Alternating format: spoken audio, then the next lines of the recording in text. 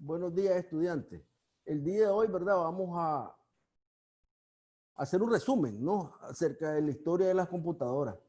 Si ustedes se fijan, yo les mandé inicialmente a ver varios videos acerca de lo que es la historia de la computación.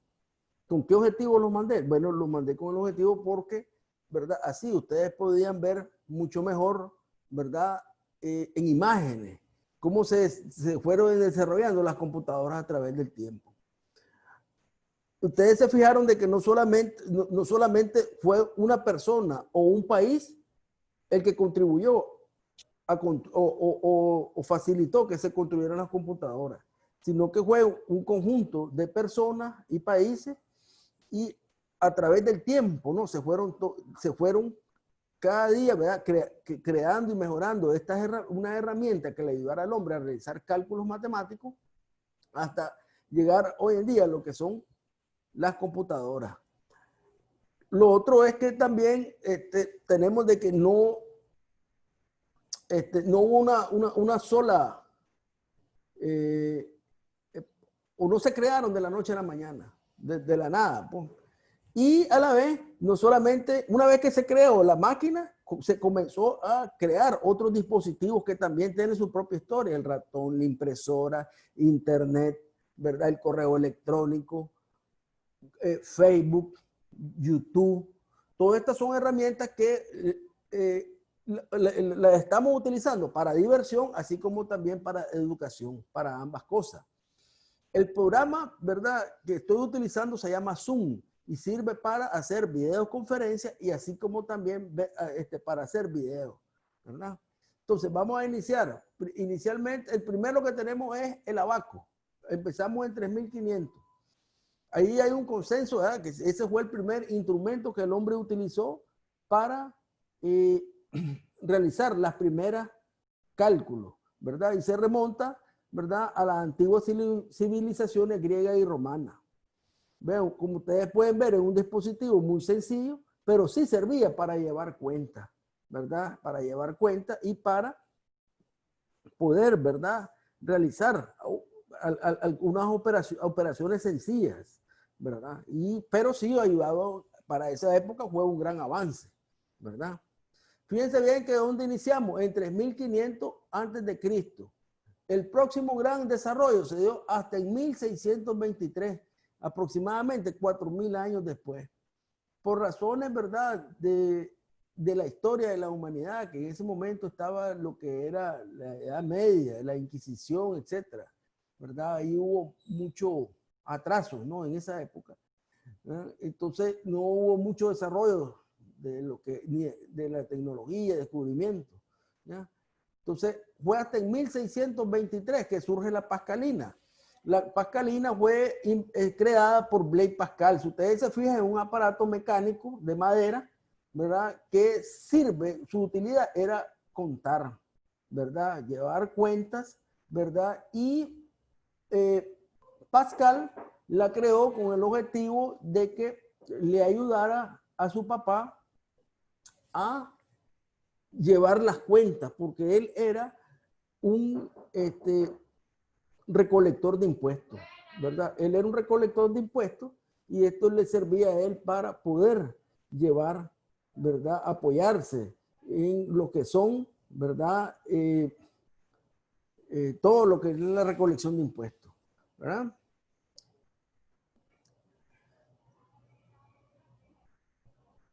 Seguidamente tenemos, ¿verdad? Hubieron otros aportes ahí que se mencionan en esta gráfica, como fue el de Leonardo da Vinci, ¿verdad?, que trazó ideas de cómo, o planos, o diseños de cómo crear una máquina sumadora, ¿verdad? Y el siguiente gran avance fue lo que es la máquina analítica. La máquina analítica fue creada por Charles Babbage y por, ¿verdad?, Ada Gustav Lovelace.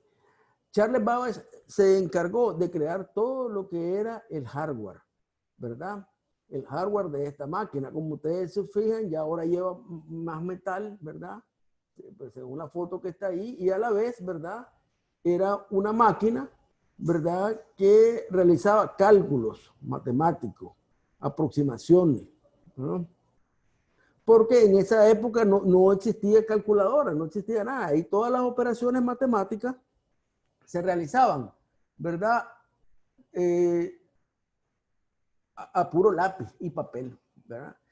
Y la primera persona que programó una computadora fue Ada Augusta Lovelace o Ada Byron, que era, ¿verdad?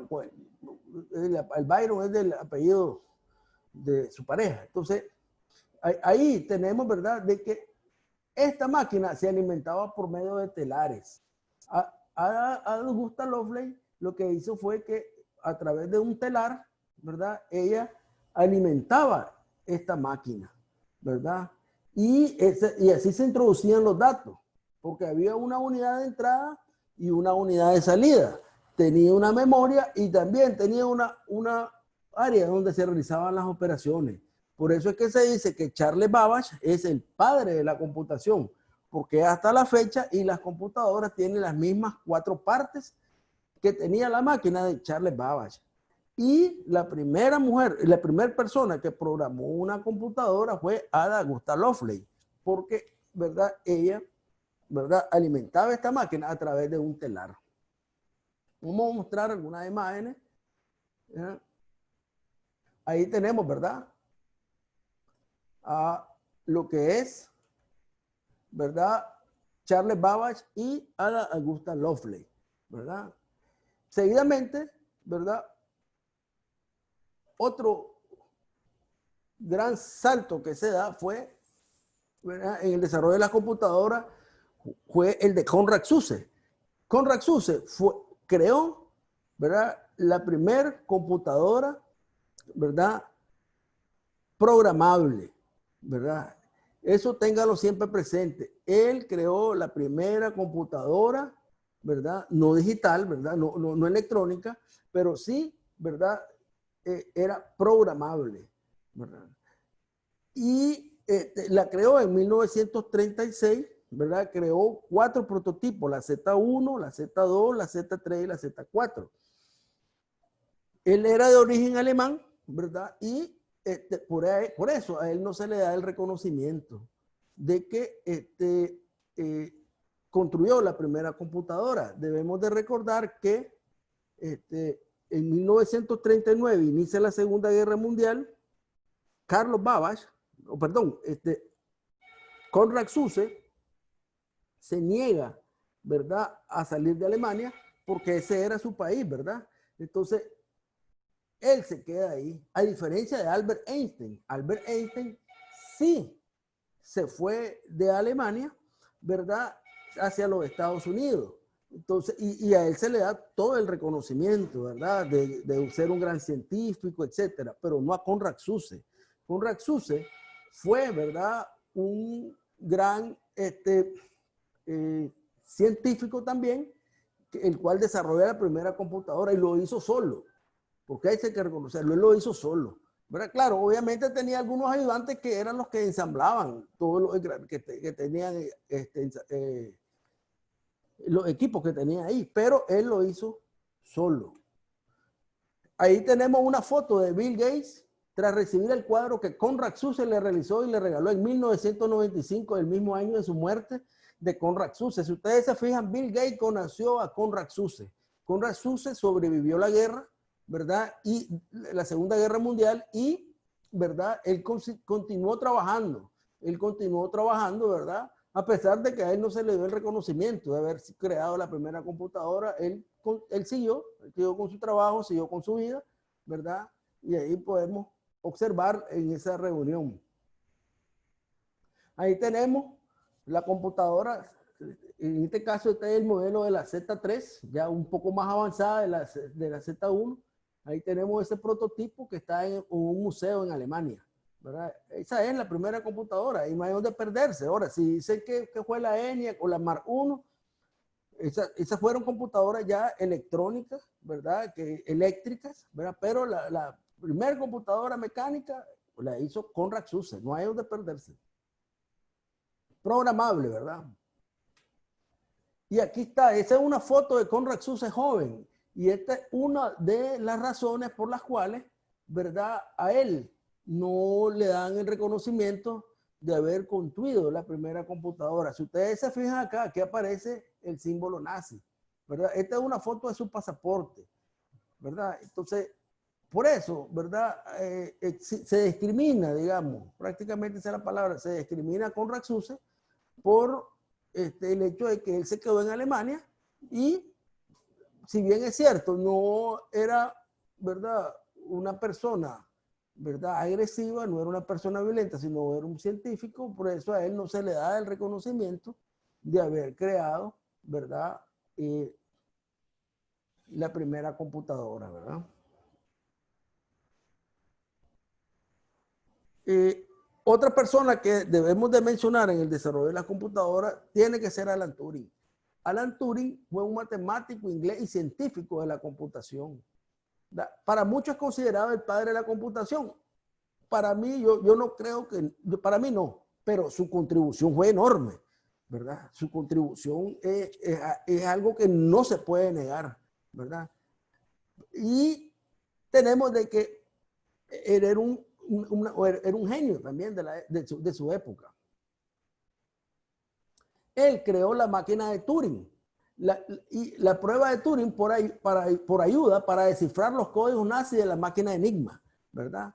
El algoritmo del ajedrez por computadora, entre otros. Entonces, él era un matemático que fue capaz de construir una máquina que descifraba el código de la máquina Enigma. La máquina Enigma era una máquina secreta alemana, la cual, ¿verdad?, lo que hacía era que mandaba los mensajes cifrados y él logró descifrarlo, ¿verdad? Él logró descifrarlo, ¿verdad? A través de otra máquina que él él la creó.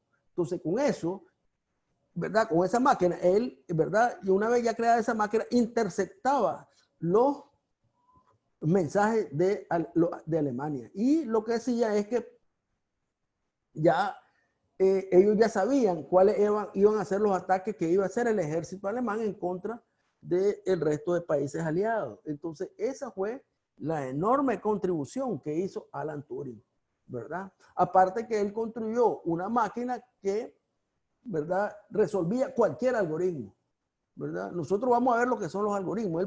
Él construyó una máquina, ¿verdad?, que poder resolver cualquier algoritmo. Entonces ahí tenemos que fue una de las personas que, ¿verdad?, contribuyó enormemente en el desarrollo de las computadoras. Y ahí tenemos el prototipo de la máquina construida por Alan Turing, ¿verdad?, creada por Alan Turing, ¿verdad? O sea, su contribución es enorme, ¿verdad? Pero como les digo yo no lo pudiera considerar el padre de la computación porque, ¿verdad?, y no es que lo menosprecie, ¿verdad?, ni que lo discrimine, ¿verdad?, sino que, ¿verdad?, ya teníamos que Carlos Babbage, como les decía, él había construido una máquina que hace muchos años que tenía las 4 partes que actualmente tiene una computadora, ¿verdad? Creo que esta es la última presentación, correcto, de acá, y luego vamos a regresar a donde estábamos. Bien, aquí. Seguidamente, ¿verdad?, de Alan Turing, Alan Turing lo hizo en el año 45, creó esa máquina, en el 43, 42, 43, él creó esa máquina. Luego viene la Mark I, que surge en el año 44, se construyó en la Universidad de Harvard. La Mark I diseñada por un equipo encabezado por Howard H. Heiken.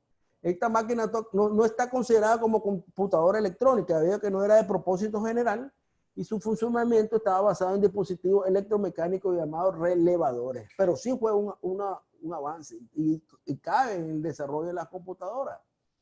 Luego viene la famosa ENIAC que tenemos acá. La ENIAC fue la primera computadora electrónica, fíjense bien, electrónica, ¿verdad? Y fue creada por John Mauchly y John Edker. esta máquina ocupaba todo el sótano de la universidad, de una universidad, tenía más de 18,000 bulbos al vacío, consumía 200 kilowatts de energía eléctrica y requería todo un sistema de aire acondicionado, pero podía realizar 5,000 operaciones en un segundo. Pesaba 30 toneladas. Para poderle echar a andar se necesitaban 6 personas, ¿verdad? Y cuando se echaba a andar esta máquina, teníamos de que habían apagones en la ciudad de Pensilvania, que era donde ella estaba situada. Posteriormente tenemos la UNIVAC, ¿verdad? Creada en el 51, fue la primera computadora comercial que disponía de 1000 palabras de memoria central, ¿ya? Luego tenemos, ¿verdad? Lo que son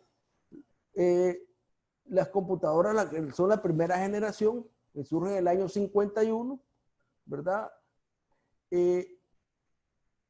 Como siempre, eran computadoras muy grandes, ¿no? Muy grandes, ¿verdad? De alto costo, ¿verdad? Y que solamente los gobiernos del primer mundo podían tenerla. ¿Ya? La IBM 701 surge también, ¿verdad? Fue la computadora más exitosa de la primera generación, ¿verdad? La IBM 650, en la cual se produjeron varios cientos. Ya estamos hablando de que se produjeron, mira, varios cientos, fue un avance. Ahorita estamos hablando de millones de computadoras, ¿verdad? O billones, y eran varios cientos y fue un avance. Esta computadora que usaba un esquema de memoria secundaria llamado tambor magnético, que es el antecesor de los discos actuales, ¿verdad? Otros modelos fueron, ¿verdad? La Univac 80, 90, la IBM 709 y la Burroughs 220 y la Univac 1105. Y aquí tenemos la primera generación. La primera generación, ya tenemos que, la principal característica son su gran tamaño y que eran bulbos al vacío. Estos son los bulbos al vacío, ¿verdad? Por eso es que eran de gran tamaño y consumían una gran cantidad de energía, sumamente lenta, sumamente primitiva. Se tenía que introducir los datos con 0 y 1 o con interruptores de encendido y apagado. Entonces teníamos que eran computadoras, ¿verdad? Caras y lentas, ni para verlas que son como son ahora. Y aparte de eso, de que eran sumamente complejas operarlas. Ya en la segunda generación, ¿verdad? Que viene en los años 60, las computadoras seguían evolucionando, se reducía su tamaño y se crecía su capacidad de procesamiento. También en esa época se empezó a definir, perdón, la forma de comunicarse con las computadoras, que recibe el nombre de programación de sistemas. O sea, que ya comienzan a surgir los primeros programas. Las características de la segunda generación son las siguientes. Están construidas por circuitos de transistores. Ahí pueden ver cuáles son los transistores. Entonces ya cambiamos, pasamos de bulbo al vacío a transistores.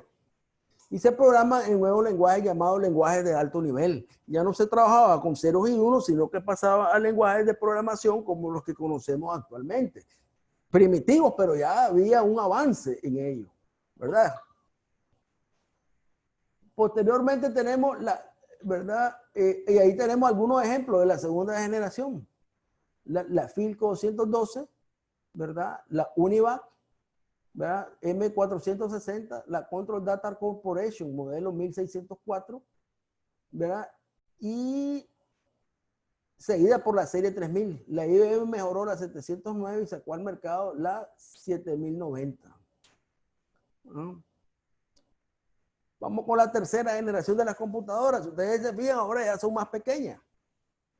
Con los procesos de la electrónica, los avances de comunicación con las computadoras en la década de los 60, surge la tercera generación de la computadora. Obviamente, de que, ¿verdad? Las computadoras se van reduciendo de tamaño, ¿verdad?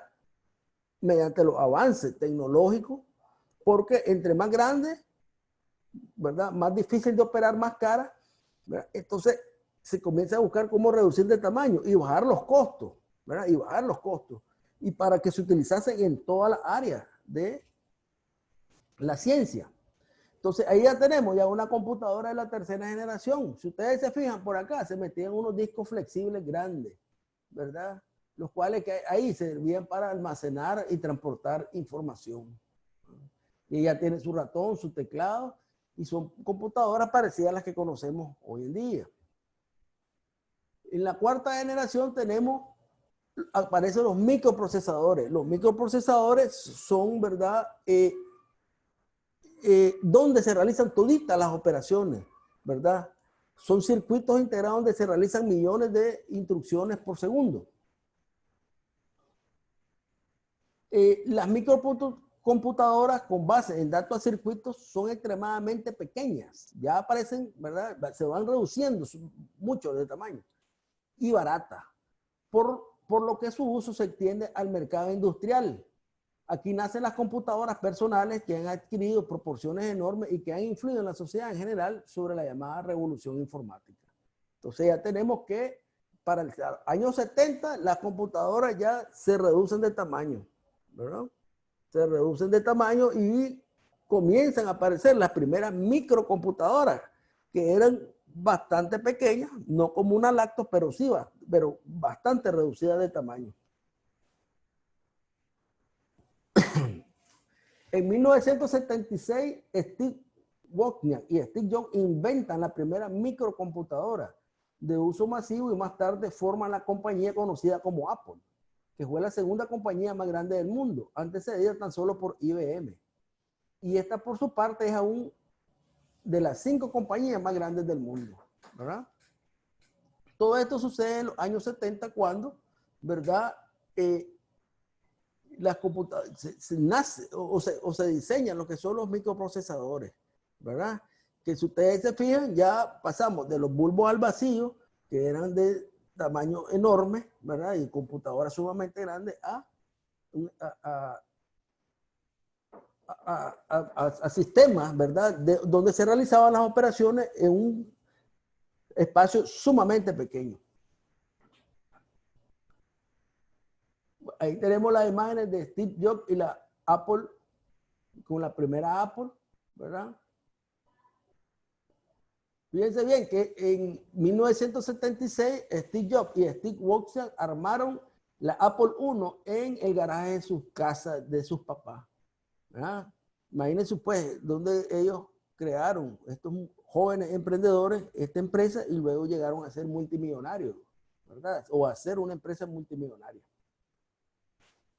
De esta máquina solo hubo 200 modelos, los cuales solamente 6 siguen funcionando, ¿verdad? Las otras pues tal vez se han ido dañando o las tienen guardadas para venderse posteriormente, ¿verdad?, como antigüedad. Si ustedes se fijan, ya la quinta generación, el año 83, ya claramente tenemos definido lo que es el monitor, ¿verdad?, como lo conocemos actualmente, el CPU, el teclado y el ratón, que son los dispositivos de entrada y salida, y acá donde se realizan las operaciones y el almacenamiento de la información, que este es el CPU, ¿verdad? Y ya aparece Japón, ¿verdad? En el primer año fue Estados Unidos los que lideraron, ¿verdad?, el desarrollo de las computadoras.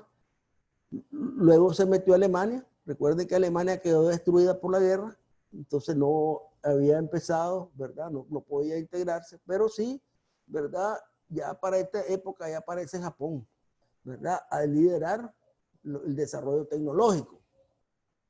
Obviamente que aquí, ¿verdad?, los microprocesadores, lo que va sucediendo es que los microprocesadores cada día se van haciendo más pequeños, más pequeños, más pequeños, más pequeños, y a realizar más operaciones, de tal manera que aquí, actualmente, en un celular tenés una computadora. En un celular tenés una computadora, ¿verdad? Entonces tenemos, ¿verdad?, de que a medida que va pasando el tiempo, ¿verdad?, las computadoras se van reduciendo de tamaño. En el 98 aparece Google. Google es un buscador de información sumamente importante. Yo a través de Google, yo busco información, busco materiales, busco archivos de todo tipo, ¿verdad? El Google es una herramienta de búsqueda sumamente importante. El libro que les voy a regalar, que les voy a mandar, ahí lo encontré en Google, ¿verdad? Entonces, Google es un buscador de información, ¿verdad? Muy utilizado, es el más utilizado, ¿verdad? En el mundo. Wikipedia. Wikipedia fue creada por Jimmy Wales, ¿verdad? En Wikipedia prácticamente es una biblioteca, ahí encontrás de todo, ¿verdad? Y, ¿verdad? Le sirve a uno como, ¿verdad? Referente para buscar información. Hay sus críticas, ¿verdad? Porque obviamente cuando uno escribe la historia, uno la escribe de acuerdo a su ideología. Entonces, los dueños de Wikipedia son de origen de derecha. Por lo tanto, ¿verdad? Lo que se escribe ahí siempre tiende a la derecha, ¿verdad? Hablando políticamente. Entiendo un poco a la política, porque si tenemos que hablar de Wikipedia, también tenemos que hablar de temas políticos, porque ellos hacen su enfoque. Entonces, esa sería una de las limitantes, ¿verdad? Pero por el resto de buscar información, ahí está todo, ¿verdad? En Wikipedia, prácticamente todo. Es un diccionario, ¿verdad? Es un diccionario virtual que lo puede utilizar hasta los niños, ¿no? En el 2001, Bill Gates anuncia Windows XP. Ese fue, ¿verdad? Un adelanto importante, ¿verdad? Porque tenemos que el XP vino a revolucionar, ¿verdad? En muchos aspectos el uso de Internet, porque ya se puede utilizar mejor en redes, ¿verdad? Y a la vez, ¿verdad? Venía a consolidarse ya esta empresa que él había construido, ya Bill Gates. En el 2004 aparece Facebook, ¿verdad? Facebook es una herramienta no solamente para, yo les decía, para estar chateando ahí con el brother, con la brother, o con mi amigo, con mi amiga, con mi novio, con la novia, etc. Ahorita yo les he estado demostrando que Facebook se puede utilizar con fines educativos, ¿verdad? Con fines educativos se puede utilizar Facebook, ¿verdad? Y, ¿verdad? Tenemos, ¿verdad? De que es una herramienta completa, ¿verdad? Para la búsqueda de información, para la búsqueda de amigos, ¿verdad? Y contacto, ¿verdad? Es muy importante esta empresa, ¿verdad? O este programa, ¿verdad? El cual, ¿verdad? Revolucionó totalmente, ¿verdad? Lo que era lo que era Internet. 2005 nace YouTube. YouTube cuando decimos YouTube, ponemos música, pero en YouTube se puede utilizar con fines educativos. Por ejemplo, yo tengo un canal en YouTube y ahí yo les voy a subir algunos videos, ¿verdad? El canal que tengo en YouTube es con fines educativos. Yo grabo mis videos y los subo ahí, ¿verdad? Y luego los enlaces se los mando a los estudiantes. Entonces, todo lo que está, la computadora actualmente la podemos utilizar con fines educativos y existen grandes ventajas porque podemos accesar hacia nuestros estudiantes que están a distancia, hacia nuestros, ¿verdad? También los profesores, cuando yo necesito mandar la información o compartir con ellos algo que están a distancia, lo podemos hacer. Entonces YouTube ahí podemos almacenar los videos que nosotros hacemos y tenemos ahí, ¿verdad? Una cuenta, podemos crear una cuenta y almacenar ahí todos nuestros videos para luego, posteriormente, utilizarlo. Seguidamente, ya aparecen teléfonos inteligentes, ¿verdad? Y en el 2007 aparece el primer iPhone, ¿verdad? Estos son teléfonos inteligentes, son computadoras que tienen, ¿verdad?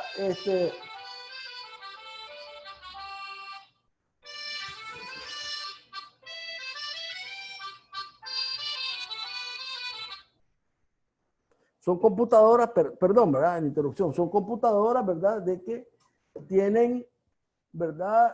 Prácticamente un teléfono, ¿no? Es un teléfono que tiene integrada, ¿verdad? Una computadora. Entonces tenemos, ¿verdad? De que desde acá, ¿verdad?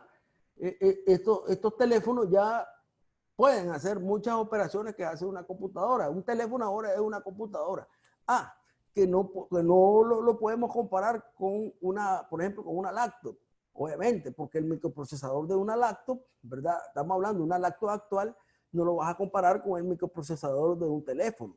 Pero sí, ya un teléfono es una computadora que tiene su propio sistema operativo, que ya lo vamos a ver acá, que es el Android, ¿verdad? Este es el sistema operativo de los teléfonos, el Android, ¿verdad? Entonces, este sistema operativo Android permite que los teléfonos, ¿verdad?, se usen, ¿verdad?, como una computadora y realice muchas operaciones. Fíjense bien, cualquiera de estos teléfonos es mucho mejor que la ENIAC, ¿verdad? Y mucho más rápido que la ENIAC y que la Z1, Z2, Z3 y Z4 de Conrad SUSE. Cualquiera de estos teléfonos, ¿verdad? Y estamos hablando de la primera generación, incluso antes que el iPhone, cualquiera de esos teléfonos son mucho más rápidos, ¿verdad?, que cualquiera de las computadoras, de las primeras computadoras, ¿verdad? Entonces, pero poco a poco se van agregando y agregando y agregando, ¿verdad?, más programas, más sistemas y mejorando lo que son, ¿verdad?, y todos estos dispositivos. Bien, muchachos, espero de que sea de provecho, ¿verdad?, esta clase. Si ustedes se fijan, ¿verdad?, se puede hacer una clase, ¿verdad?, hacer un video, ¿verdad?, e impartir una clase. O sea, podemos, ¿verdad?, utilizar la computadora como una herramienta para la educación. Y además de eso, ¿verdad?, estos videos los podemos almacenar en nuestra propia computadora, los podemos almacenar en la nube, lo podemos almacenar en una cuenta de Facebook, lo podemos almacenar en YouTube, en muchos lugares podemos almacenarlo, ¿verdad? Aparte, obviamente, mandárselo a los estudiantes, ¿verdad? O mandarle el enlace de dónde está ese archivo. Entonces, muy buenos días, muchachos, y nos vemos en la próxima.